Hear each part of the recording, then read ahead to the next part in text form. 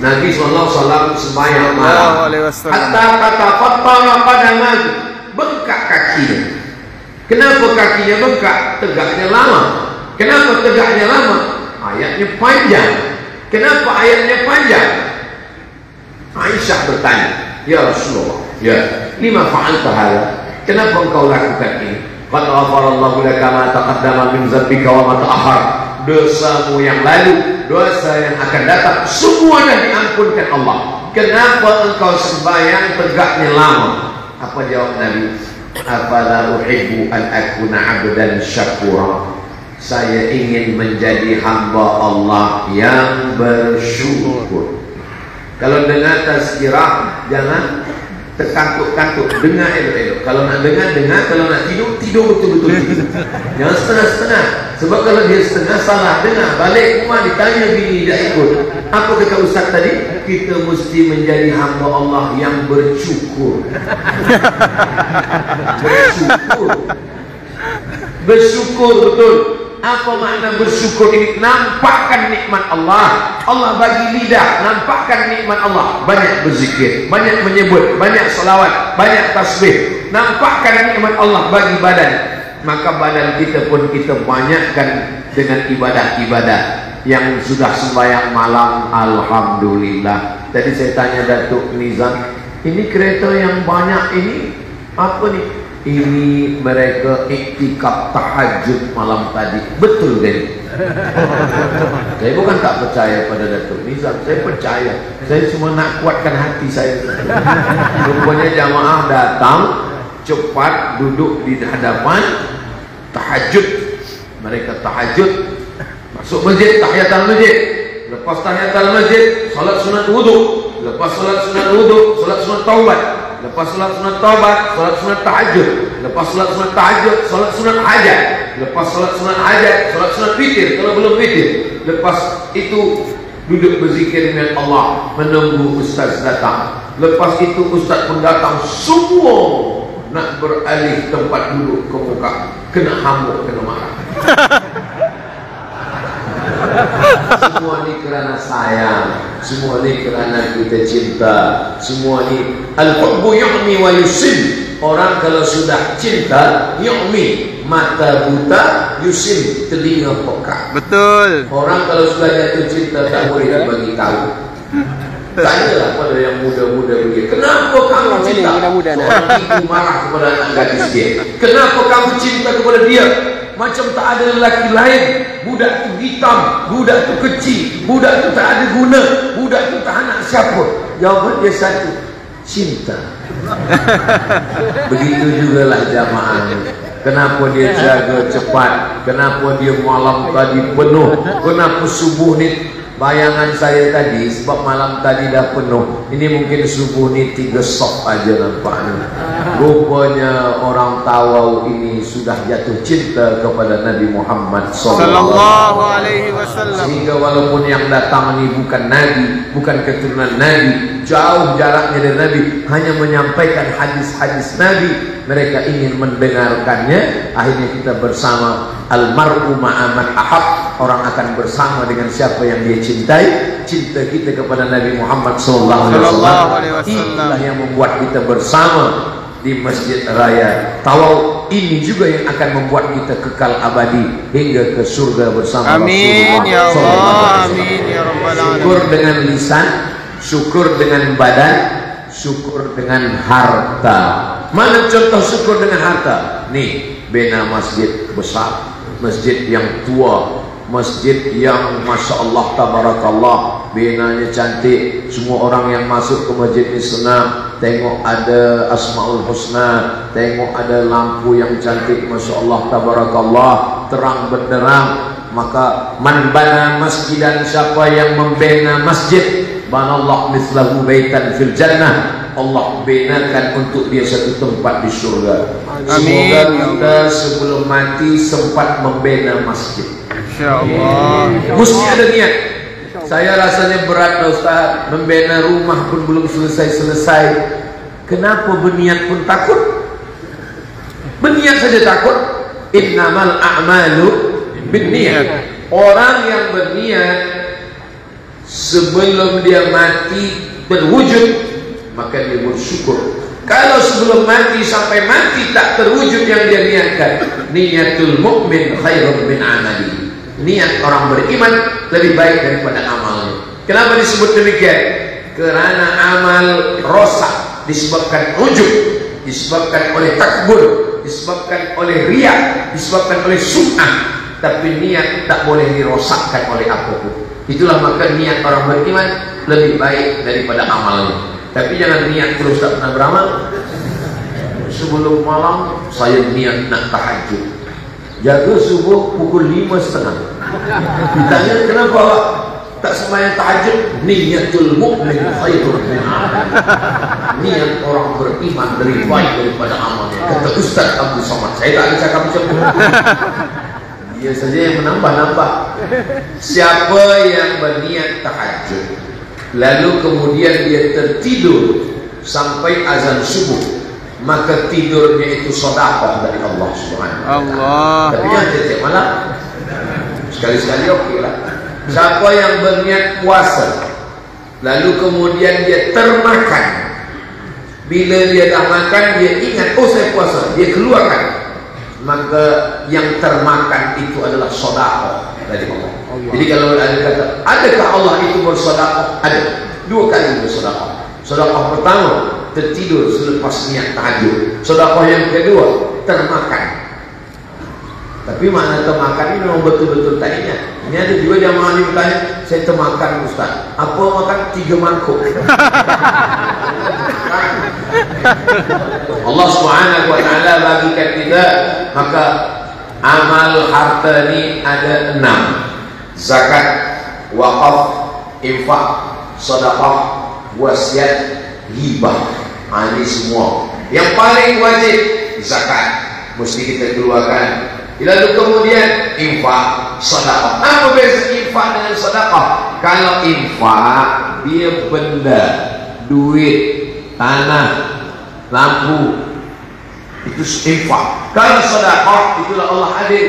Tabassumika fi wajhi akhika sadaqah. Senyummu ke wajah saudaramu sedekah. Likulli sulamikum sadaqah. Setiap tulang-tulang sendi ini ada sedekahnya. Likulli tasbihatin sadaqah. Subhanallah sadaqah. Likulli tahlilatin sadaqah. La ilaha illallah sadaqah. Likulli takbiratin sadaqah. Setiap takbir ada sedekah. Itu untuk menunjukkan adilnya Allah. Yang kaya bagi harta, yang tak kaya bagi senyum. Senyum pun tak mau, mati dia. La tahqiranna minal ma'rufi syai'a. Jangan anggap remeh temeh kecil suatu perbuatan. Apa dia? Antul qiya akhaka biwajhin talqin. Engkau berjumpa dengan orang, wajah engkau cerah, wajah engkau smile, wajah engkau senyum, wajah engkau menyenangkan hati orang. Jangan udahlah membina masjid tidak, bersedekah tidak, berinfak tidak, berwakaf tidak, jumpa orang macam jeruk purut dipijak gajah. Mana bentuk jeruk purut dipijak gajah? Kita ni orang yang bahagia.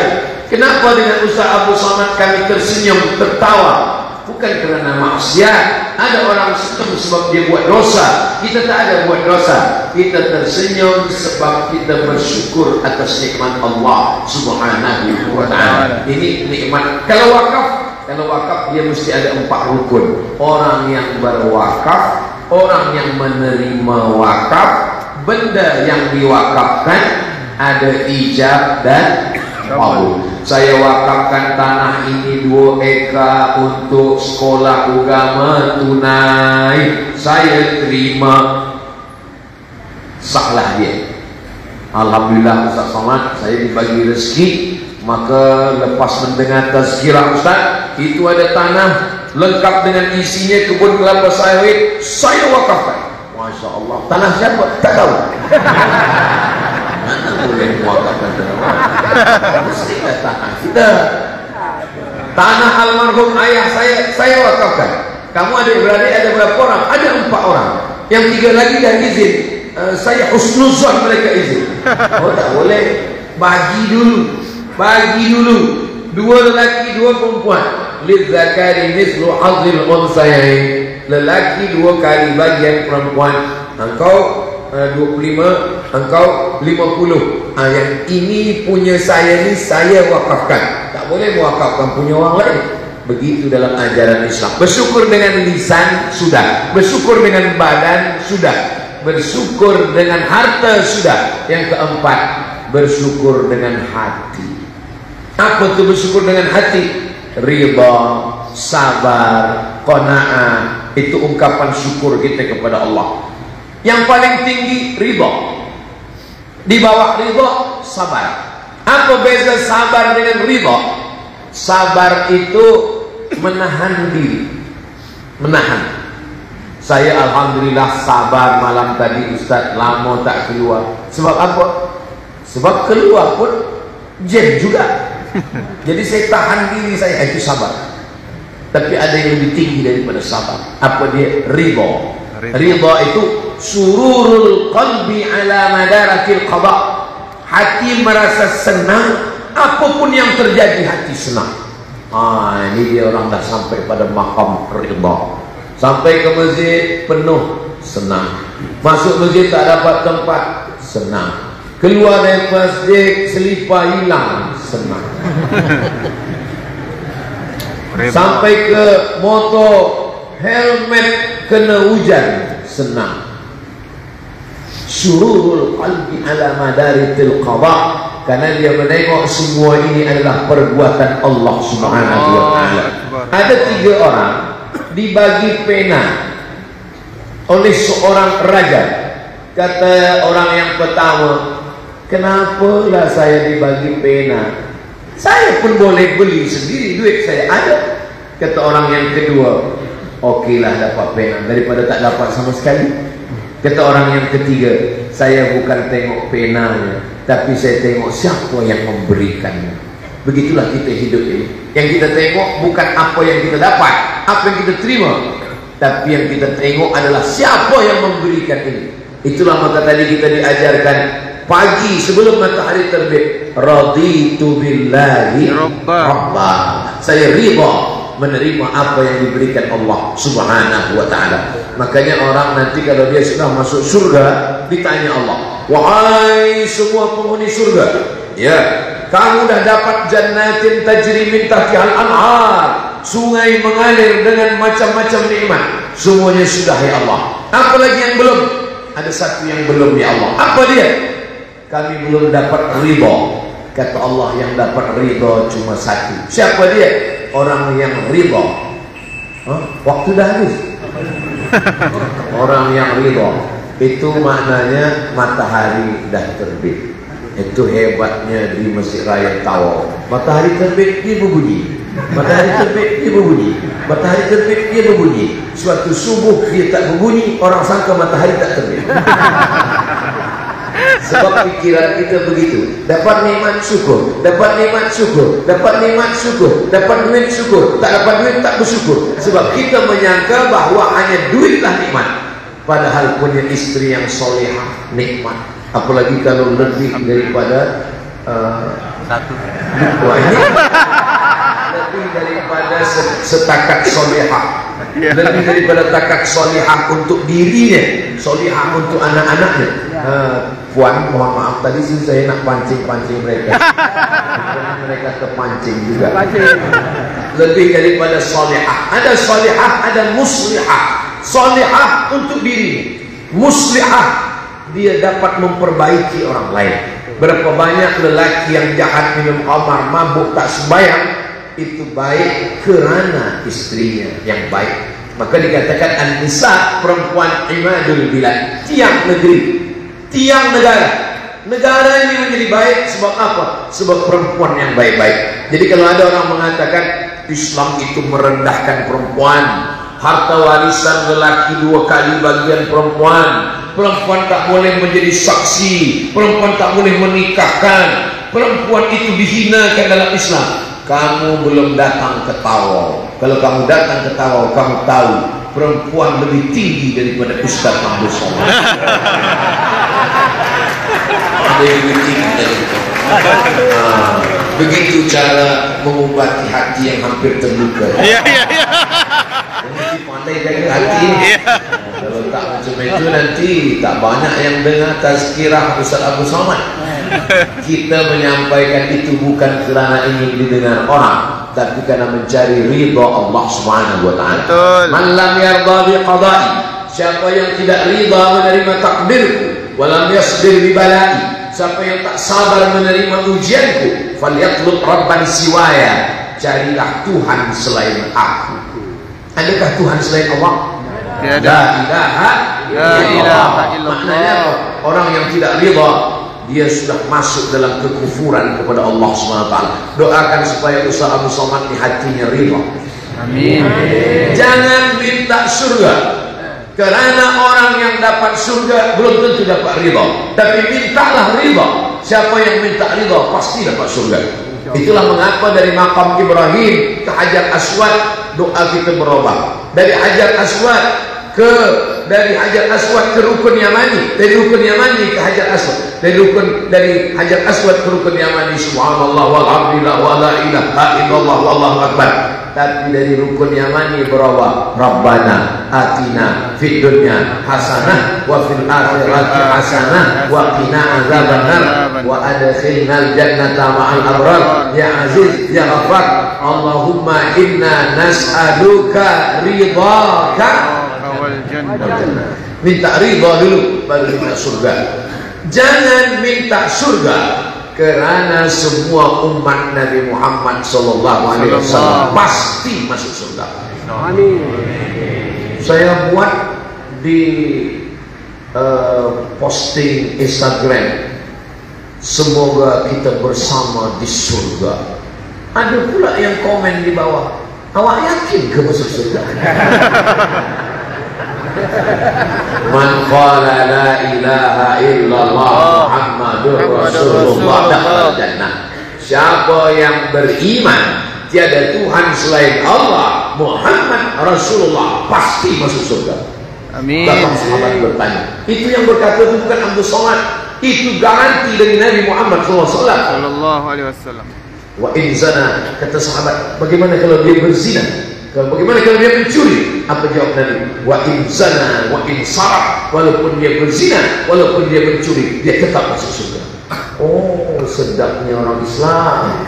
Berzina masuk surga, mencuri masuk surga, tapi dia transit dulu di neraka. Inilah yang kita tak nak tu.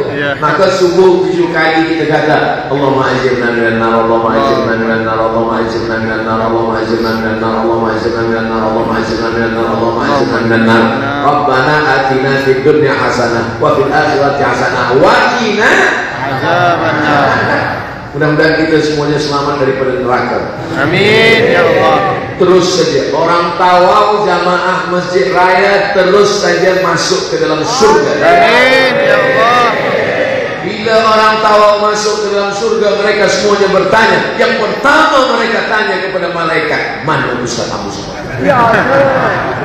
Mereka heran, dia tengok, mana Ustaz Somad? Kata malaikat, Ustaz Abu Somad dah lama tunggu awak di VVIP.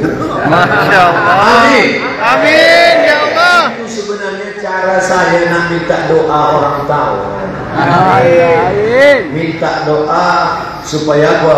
Supaya orang-orang baik, orang-orang soleh, orang-orang yang ikhlas itu mendoakan kita, walaupun dia hanya mengatakan amin, amin. Kabulkanlah ya Allah. Amin. Amin. Amin itu artinya amankanlah. Amankanlah itu kalau di Indonesia ditangkap polis. Sudah diamankan ya, maksudnya ditangkap polis. Nah, ini kita minta supaya kita ini aman daripada azab neraka, aman daripada hisab, aman daripada titian siratal mustaqim jatuh, aman daripada pertanyaan mungkar dan nakir. Itulah yang diinginkan orang beriman kepada Allah Subhanahu wa taala. Senang hati. Ayat yang dipilih oleh imam kita subuh ini bersesuaian dengan ketenangan hati. Apa kata yang dibaca tuan imam? Liila fi Quraisy, perjalanan orang-orang Quraisy, ila fihim rihlatasy syita was-shayf. Syita musim sejuk, shaif musim panas. Syita musim sejuk, Soif musim panas. Ingat ini 3 kali saya ulang. Syita musim sejuk, Soif musim panas. Jangan nanti keluar masjid mana yang sejuk mana yang panas. Mudah cara ingatnya. Keluar air liur sejuk, Soif tak keluar panas. Makkah di tengah, Yaman di bawah, Syam di atas. Musim panas mereka pergi ke Syam, musim sejuk mereka pergi ke Yaman. Kenapa musim sejuk ke Yaman? Sebab di Yaman tak terlampau sejuk. Sebab kalau pergi ke Syam turun salji, ais, sejuk, dingin, tak tahan. Maka musim sejuk mereka ke Yaman, musim panas mereka ke Syam. Kenapa mereka musim panas tak ke Yaman? Sebab di Yaman musim panas amat sangat panas. Tapi ada yang lebih panas lagi di Sudan. Saya di Sudan. Sudan itu cuma ada 2 musim, musim panas dan panas sekali. Musim lain.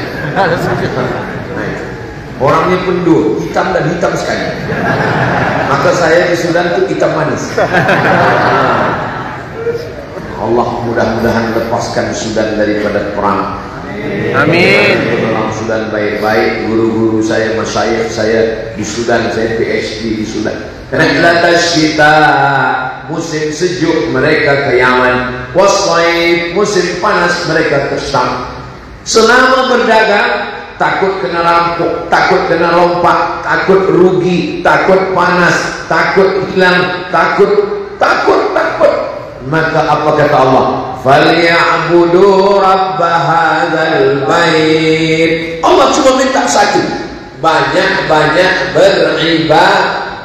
Kalau kamu banyak beribadah, Allah minta satu, Allah balas 2. Bagaimana Allah membalas? At'amahum min ju' wa amanahum min khauf. At'amahum min ju', kalau engkau lapar Allah bagi engkau makan. Kalau engkau takut, kalau engkau cemas, kalau engkau susah, kalau engkau sempit, amanahum min khauf. Saya kalau sedang susah hati, ayat itulah yang selalu saya baca. Ila Quraisy, ila fi rihlat asy-syita'i wasyita, falyabudu rabb hadzal bait alladzi at'amahum min ju' wa amanahum min khauf. Kenapa ju'? Benda, nasi, beras, padi, mengisi perut. Aman, kamu boleh beli rumah besar, kereta mahal, tapi tak boleh memberi rasa aman dan tenang. Kamu boleh beli tempat tidur, katil yang mahal, tapi tak boleh membeli tidur. Berapa banyak orang tak boleh tidur, tapi manakala mendengar tazkirah tertidur. Orang kaya, duit banyak, rumah besar, tak boleh tidur. Saya Ustaz Abdul Somad berbulan-bulan tak boleh tidur. Pukul 2 malam kena penyakit insomnia, pergi psikolog, bagi ubat, saya minum baru boleh tidur. Tapi bila saya ikut tazkirah Ustaz Abdul Somad, muqaddimah, itu mana hati tenang. Maka sampai hari ini saya belum pernah marah menengok jamaah tertidur. Sebab apa? Maknanya hati dia dah tenang dengan kajian tazkirah. Tapi bila khutbah Jumat memang suara saya agak kuat. Saya kalau khutbah Jumat itu suara tinggi terus. Kemana nampak saya orang sedang bergoyang macam pokok kayu di hembus angin, di situlah saya kuatkan Palestina tapi dijajah oleh Israel. Jangan heran, Ustaz Abdul Somad bukan dia marah, sebab dia sedang halau setan hantu lalu. Nah, ini semua kita syukur kepada Allah Subhanahu wa taala. Jadi kalau ada seorang calon mertua yang bertanya kepada lelaki yang akan meminang anak gadisnya, kamu nak minang anak saya, nanti kamu bagi makan apa? Allah Ta'ala membagi rezeki. Jadi kalau orang bertanya sedikit-sedikit nak makan apa, nak makan apa, Allah ciptakan jauh antara perut dengan otak. Ini perut, ini otak, 3 jengkal, 1, 2, 3. Jadi kalau ada orang sedikit-sedikit untuk makan apa? Mungkin otak dia dengan perut dia di sini. Sininya ada di sini. Allah Ta'ala bagi. Allah suruh kita berusaha, berikhtiar, bersyukur. Kita dengan Allah ini dua saja. Kalau dapat yang kita inginkan, syukur. Kalau tak dapat, sabar. Kalau dapat, syukur. Kalau tak dapat, sabar. Ingin menikah dengan perempuan, mesti dia dapat, alhamdulillah. Tak dapat, jangan. Bunga bukan setangkai, kumbang bukan seekor. Patah tumbuh hilang berganti, hilang satu tumbuh seribu.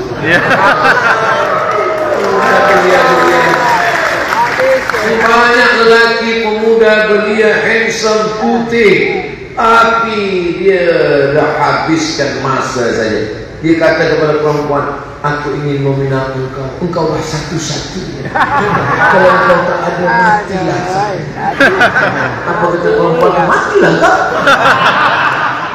Allah Ta'ala bagi kita kenikmatan yang luar biasa. Bangkitkan semangat. Ini saya nak bangkitkan semangat yang muda-muda. Yang tua pula yang semangat.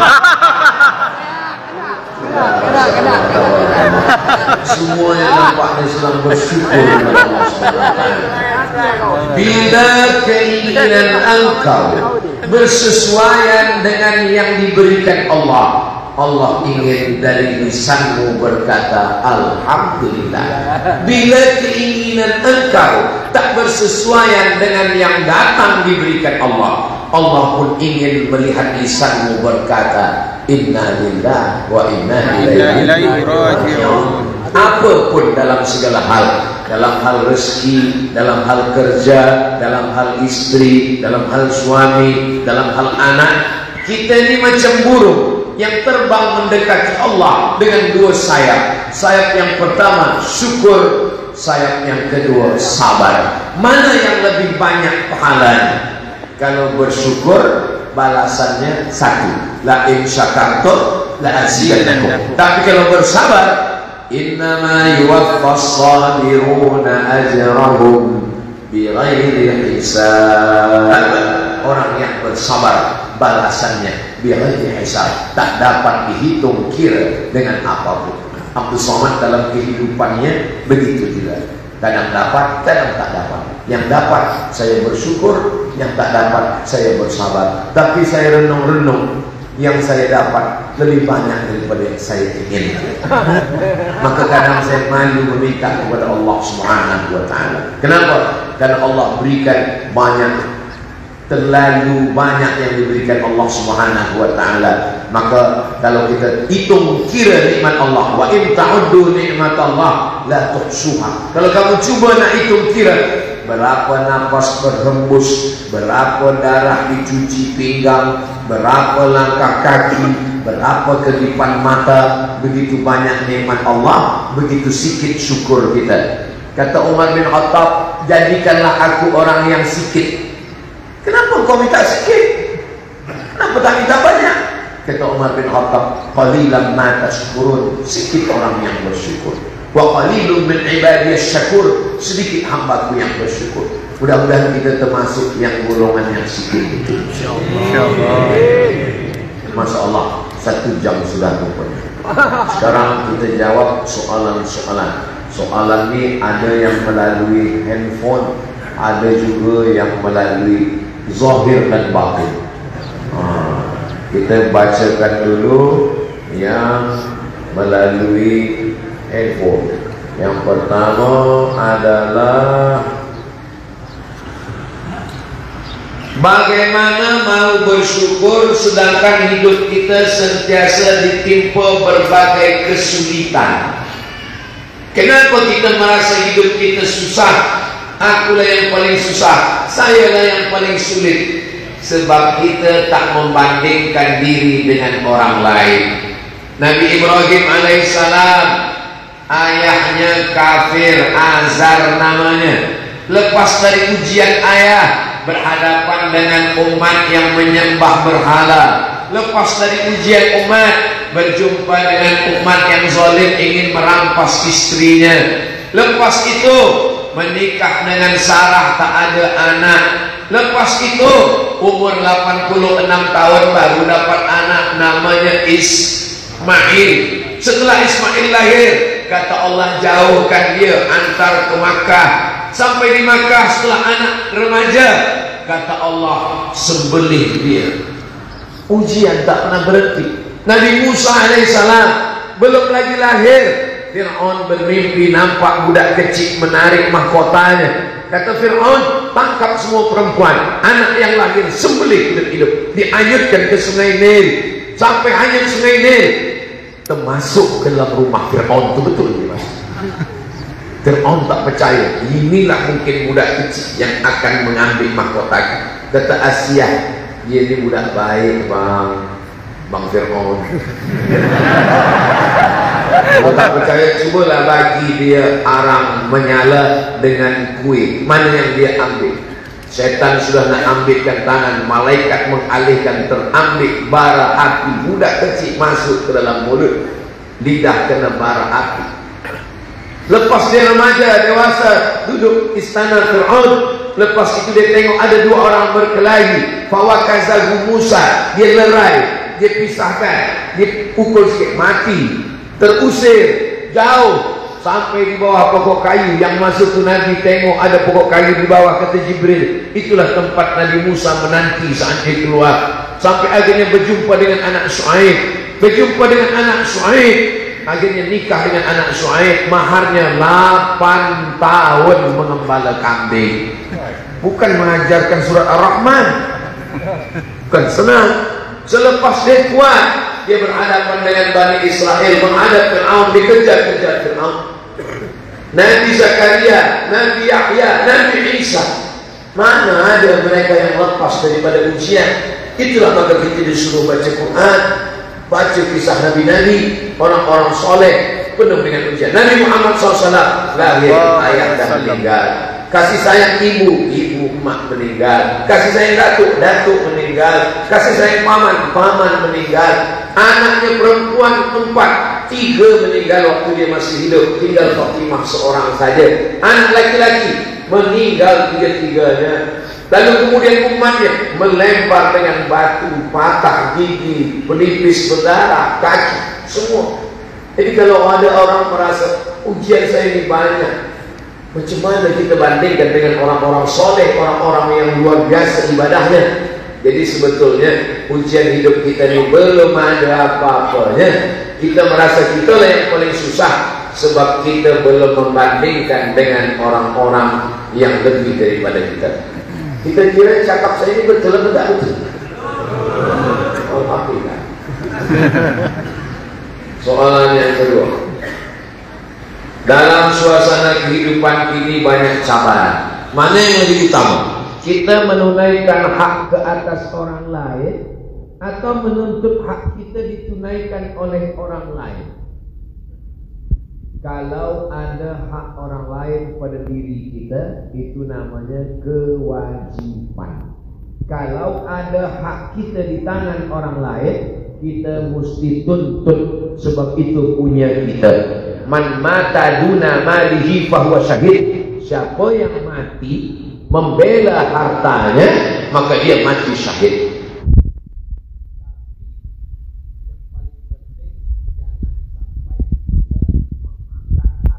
Orang lain menganiaya orang. Tapi kalau hak kita diambil orang, kita jangan diam, kita ambil balik.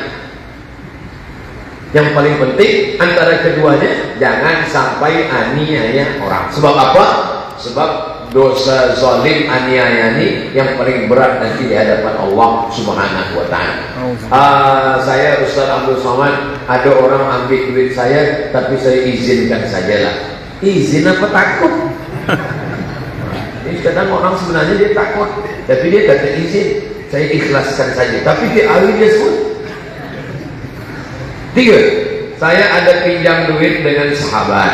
Kerana kesibukan perkara hutang tersebut, terlupalah hingga sahabat saya ini meninggal. Bagaimana cara nak bayar hutang? Cari anak dia. Anak bini dia tak ada lagi, ahli waris dia. Ahli waris dia pun tak ada juga, satu pun dah habis ditelan tsunami semua, habis ditelan bumi semua.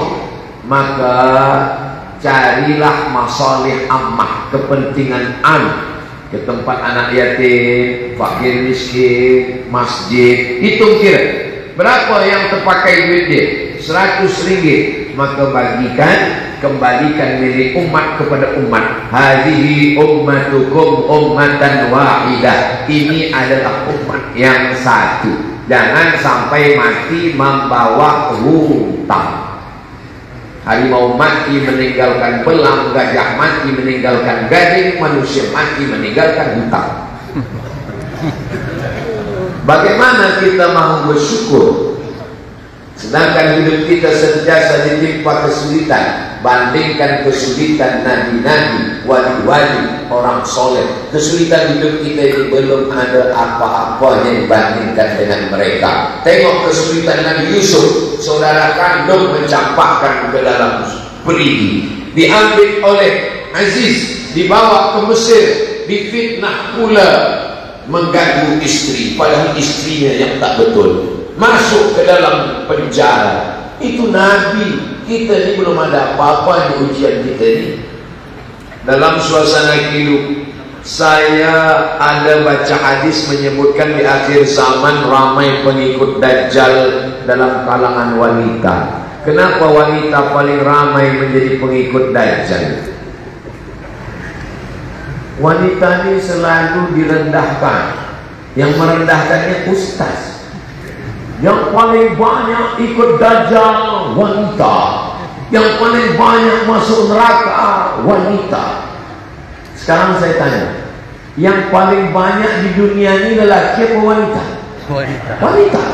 Yang paling banyak datang tazkirah pengajian lelaki atau wanita? Wanita. Wanita. Jadi sebenarnya di akhir zaman perbandingan lelaki dengan wanita, likulli qayyim, satu lelaki khamsun, 50 wanita. Jadi makna hadis itu sebenarnya di akhir zaman paling banyak wanita. Yang paling banyak ikut Dajjal wanita, paling banyak masuk neraka wanita, tapi yang paling banyak di surga juga wanita. Sebab makhluk yang paling banyak adalah wanita. Tengok di sekolah-sekolah sekarang, paling banyak wanita. Anak orang banyak wanita. Anak saya saja 2 lelaki, tak ada wanita. Tapi anak kawan-kawan saya, saudara saya, banyak wanita. Nah, jadi makna hadis itu adalah bahwa jumlah wanita di akhir zaman lebih banyak. Kenapa banyak wanita yang lebih mudah ikut pada Dajjal? Sebab dia lebih mengedepankan perasaan daripada fikiran. Kalaulah talak itu pada tangan wanita, mungkin satu hari lelaki kena tolak 10 kali. Itulah mengapa di tangan lelaki lebih banyak pada fikiran, perempuan lebih banyak pada perasaan. Kita ini kalau ikutkan perasaan, kalau dah suka tak nampak kesalahan orang, kalau dah benci tak nampak kebaikan orang. Maka kita tidak ikutkan hati, tak ikutkan perasaan, tak ikutkan pikiran. Yang kita ikutkan adalah dalil Quran, sunnah, dan pendapat para ulama yang soleh. Al-ulama warasatul anbiya. Apa hukum wanita keluar rumah selepas kematian suami sebelum habis iddah? Walladzina yutawaffawna minkum, lelakinya suaminya meninggal, wa yadharuna azwajan, meninggalkan istri, maka mereka menunggu berapa lama? 4 ashhurin wa 10, menunggu 4 bulan 10 hari. Bagaimana selama 4 bulan 10 hari itu? Bila tidak ada hajat darurat, dia di rumah. Tapi bila dia pegawai kerajaan, dia mesti bekerja, dia ada kewajiban, maka dia boleh keluar. Sebab makna tak boleh keluar sama sekali itu adalah perempuan dikhawatirkan dia ada perjanjian untuk menikah ke, untuk pinang meminang dan lain sebagainya.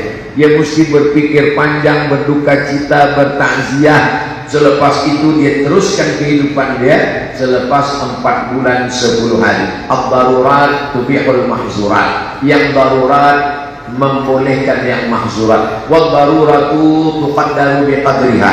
Yang darurat ada kadarnya menurut para ulama. Idza daqal amru ittasa. Kalau suatu perkara itu sempit, maka dia menjadi lapang sebab maslahat. Hidup ini ada maslahat, ada mafsadat. Kalau dia keluar rumah ada mafsadat, ada kerosakan, maka dia tahan diri dia hingga 4 bulan 10 hari.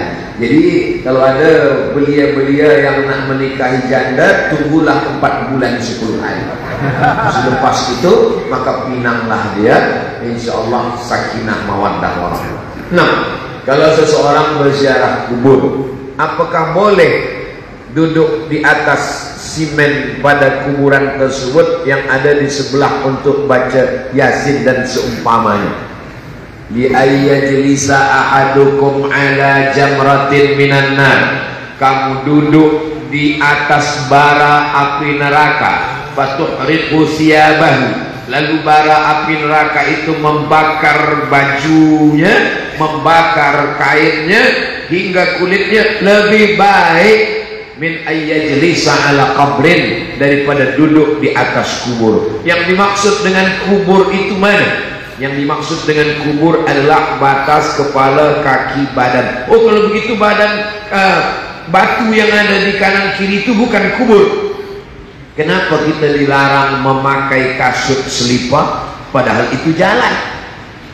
Kecuali di situ ada duri, ada air, ada kotor, maka seelok-eloknya selipar kita diletakkan. Tapi kalau dia ada jalan, boleh lalu, kita jalan lalu. Padahal itu bukan badan dia, tak ada jasad dia di bawah. Itu salah satu bentuk ihtiram, penghormatan, kemuliaan. Maka jangan duduk di situ. Kalau nak baca Yasin, adab kita ziarah kubur. Adab yang pertama, assalamualaikum ya ala diyar minal mu'minin wa inna insyaallah bikum lahiqun yarhamullahu mustaqimina wal mustakhirin nas'alullah lana wa lakumul afiyah. Adab yang kedua, hikmat takut sebab kita ingat mati. Ulkuru mahasina mautakum, ingat orang-orang baik yang ada di situ. Ulkuru min hadimin lazzat, ingatlah banyak-banyak dia yang menghilangkan segala kenikmatan, yaitu ingat mati. Mengingat ziarah kubur ada 3 guna. Yang pertama, turiqul qulub, melembutkan hati. Yang kedua, tudmi'ul ain, meneteskan air mata. Yang ketiga, tazkiratan bil maut, mengingat mati. Jadi jangan tertawa, membuat sesuatu yang merosakkan hati orang yang berziarah. Kemudian membacakan likulli syai'in qalbun, segala sesuatu punya hati. Wa qalbul Qur'an Yasin, hatinya Al-Quran adalah Yasin. Iqra'uha ala mautakum, bacakan untuk orang yang meninggal. Tak sanggup baca Yasin, Fatihah sekali, Qul huwallahu 3 kali, Qul bil falaq sekali, Qul a'udzu birabbin nas sekali. Tahlil afdal dzikri fa'lam annahu la ilaha illallah, bacakan. Allahumma awsil thawaba ma qara'nahu, ya Allah sampaikanlah pahala bacaan saya. Al-Fatihah, Qulhu, Al-Falaq, An-Nas, pangkal Al-Baqarah, surah awal Al-Baqarah, ayat kursi, akhir Al-Baqarah 3 ayat lillahi nafis. Tahlil kepada almarhum almarhumah yang ada, wa jami'il muslimin wal muslimat. Allahumma ighfir lahum warhamhum wa'afihim wa'fu anhum, Allahumma ja'al jannata maswahum, dan seterusnya. Lalu kemudian kembali mengingat kematian. Kuntu nahaitukum an ziyaratil qubur, dulu saya melarang kamu ziarah kubur, tak boleh ziarah kubur. Ala fazuruha, sekarang maka ziarahlah ke kubur dengan tetap menjaga adab-adab. Last sekali, berdoa berzikir selepas sholat itu boleh atau bid'ah? Assalamualaikum warahmatullah, assalamualaikum warahmatullah. Habis sholat. Sholat itu aqwalun, ucapan, wa af'alun, perbuatan. Muftatahatun bitakbir, dibuka dengan takbir Allahu Akbar. Wa muftatamatun bitaslim, ditutup dengan salam. Assalamualaikum warahmatullah. Habis sholat. Jadi kalau ada orang bertanya ke saya, Assalamualaikum, ya, bolehkah bersalaman selepas sembahyang? Saya selalu jawab.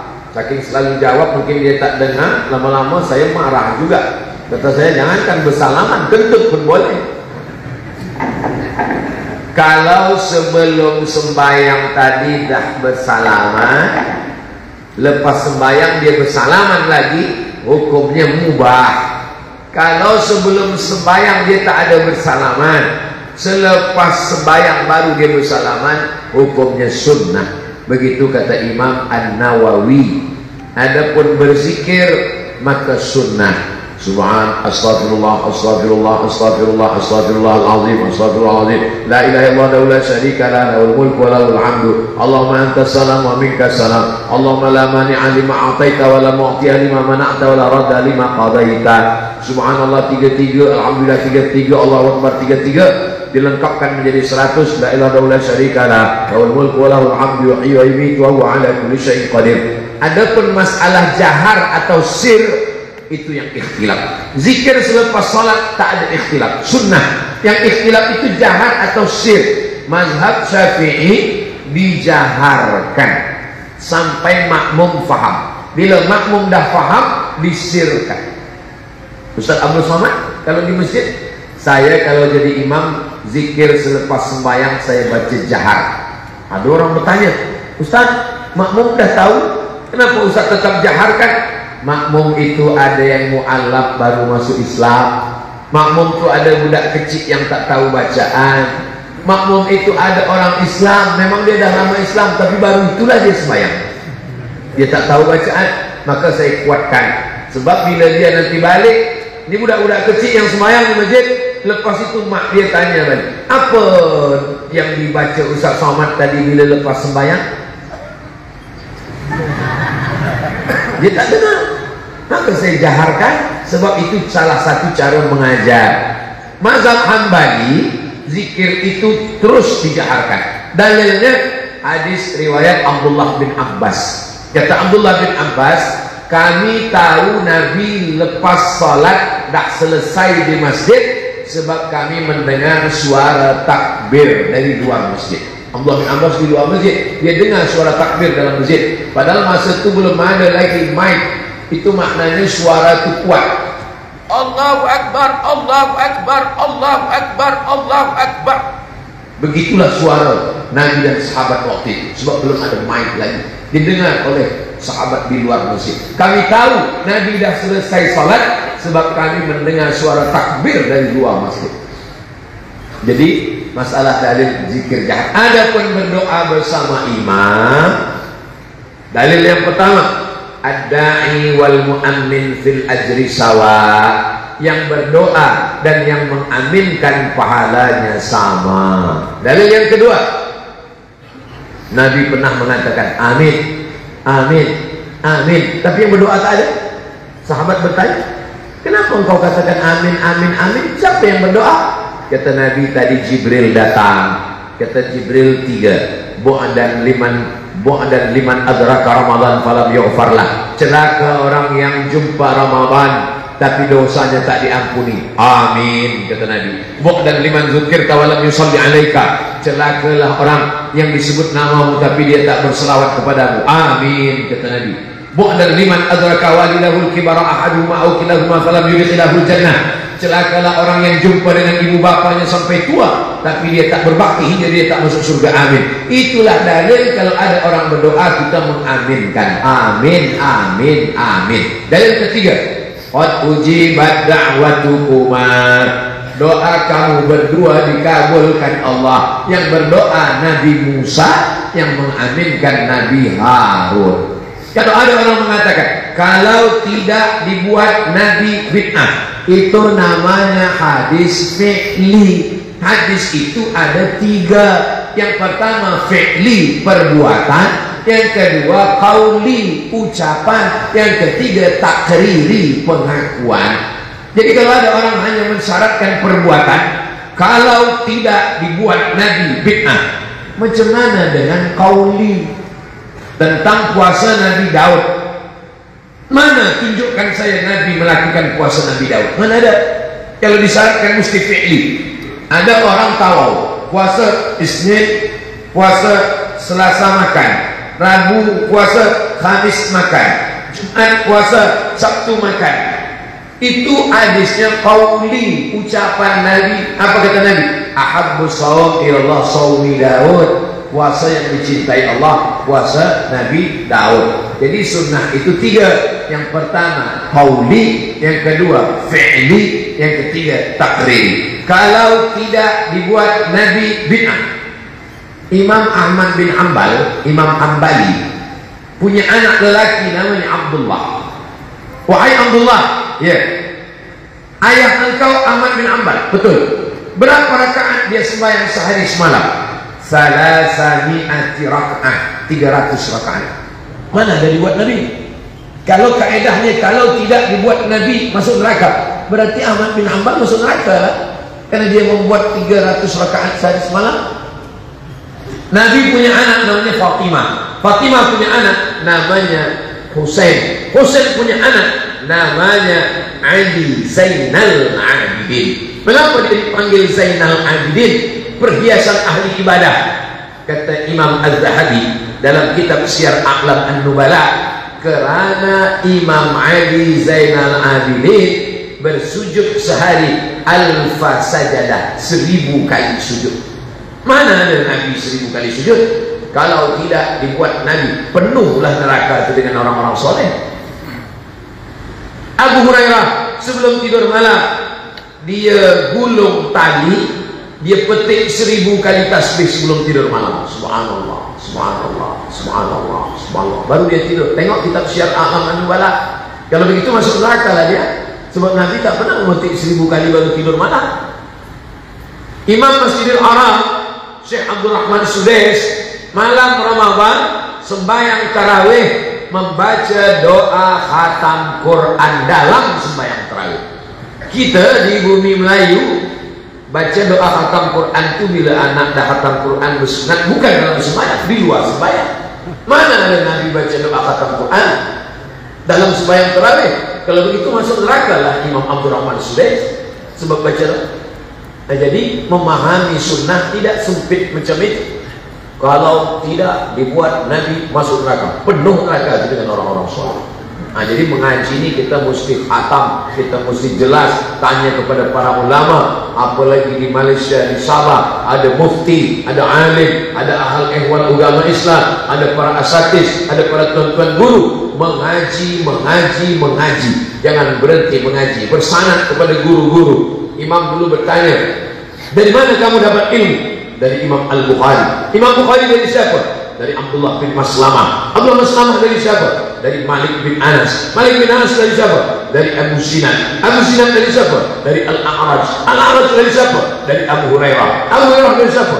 Dari Nabi Muhammad SAW. Berguru bersama kepada para guru. Sekarang orang ditanya, kamu dapat dari siapa? Dari Google, dari YouTube. Kami pun mengaji dengan Ustaz Abu Samad dari YouTube. Yang penting orangnya ada. Pernah berjumpa, tak jumpa, insya Allah ilmu sampai. Dan yang paling penting kita belajar kepada ulama Ahlus Sunnah wal Jamaah. Itulah kaji kita subuh ini. Mudah-mudahan yang menyampaikan dan yang mendengar sama-sama diridhai Allah Subhanahu wa taala. Al-hadirin ya, untuk niat yang baik-baik ini Al-Fatihah. A'udzubillahi minasyaitonir rajim. Bismillahirrahmanirrahim. Alhamdulillahirabbil alamin. Arrahmanir rahim. Maliki yaumiddin. Iyyaka na'budu wa iyyaka nasta'in. Ihdinas siratal mustaqim. Shiratal ladzina an'amta 'alaihim ghairil maghdubi 'alaihim waladdallin. Amin. Allahumma inna nas'aluka salamatan fid din. Selamatkan akidah kami, anak cucu kami hingga ke hari kiamat dalam Ahlus Sunnah wal Jamaah. Amin. Wa afiyatan fil jasad. Sehatkan badan kami, saudara kami yang sakit, sehatkan supaya boleh beribadah kepada-Mu ya Allah.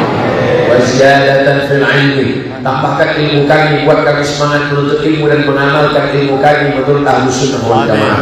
Wa barakatan fil rizqi. Berkahi rezeki kami supaya kami boleh berwakaf, berinfak dan bersedekah. Wa taubatan qabla al-maut. Dosa kami banyak, berikan kami pintu taubat sebelum kami mati ya Allah. Amin ya Allah. Wa rahmatan indal maut. Amin ya Allah. Rahmat-Mu curahkan ketika kami menghadapi kematian. Wa maghfiratan ba'dal maut. Berikan kami ampunan, hapuskan segala dosa silap salah kami ya Allah. Amin ya Allah. Allahumma hawwin 'alaina fi sakaratil maut. ringankan kami manakala melalui sakaratul maut, wal najata minan nar, selamatkan dari api neraka, wal afwa 'inda hisab, maafkan segala silap salah kami ketika kami nanti dihisab, dihitung di hadapan-Mu. Allahumma ja'al hadzal balada baladan aminan, jadikan Tawau, jadikan Sabah, jadikan Malaysia, jadikan negeri-negeri umat Islam baldatun thayyibatun wa rabbul ghafur. Amin ya Allah. Allahumma dafa'na al-wala' wal waba' wal fahsya' wal riba wal zina wal munkar. Selamatkan negeri kami dari malapetaka, bencana, musibah, riba, zina, semua perbuatan keji dan munkar. Allahumma rzuqna imaman 'adila, berikan kami pemimpin yang adil dan amanah. La tusallit 'alaina bi dhunubina man la yakhafuka wa la yarhamuna. Jangan hukum kami kerana dosa kami lalu Engkau angkat orang yang tak takut padamu dan tak sayang pada kami, ya Allah. Allahumma anzilis sakinata fi qulubina, turunkan ketenangan dalam hati kami. Allahumma ja'alna syakirin, jadikan kami orang-orang yang bersyukur. Waj'alna minal mukhlasin, jadikan kami orang-orang yang dijadikan ikhlas beribadah hanya kerana kepada Engkau, ya Allah. Amin ya Allah. Allahumma ijma'na ma'al habibil mustafa fi jannatikal ula. Sebagaimana kami berkumpul bersama di Masjid Raya Tawau subuh ini, buat jugalah kami nanti bersama di surga jannah. Amin ya Allah. Bersama nabi-nabi, wasiddiqin, bersama orang yang benar, wasyuhada, bersama orang yang mati syahid, wassalihin, bersama orang yang saleh. Rabbana atina fid dunya hasanah wa fil akhirati hasanah wa qina adzabannar. Wa sallallahu ala sayyidina Muhammad wa ala alihi wa sahbihi wasallam, walhamdulillahi rabbil alamin.